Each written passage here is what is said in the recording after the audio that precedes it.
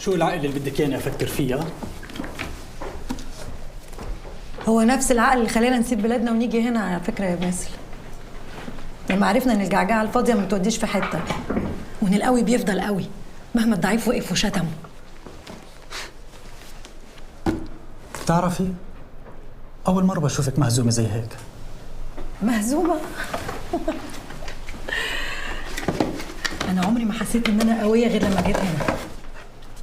تحب احكي لك عن الهزيمه؟ لا احكي لك. لما ابويا يطفش واحنا عيال صغيرين وسيبنا لوحدنا دي هزيمه.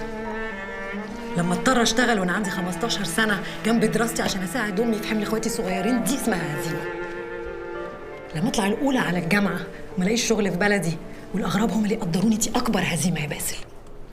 احنا اتهزمنا واحنا في بلدنا وما شفناش جبر الخواطر غير هنا.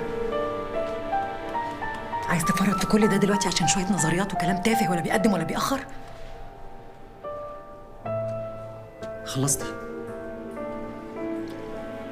أنا حترك المكان هذا ورح يجي يوم تندمي على اللي بتعمليه، خصوصاً إنه حيكون السبب بإنك خسرتي حدا بحبك كثير.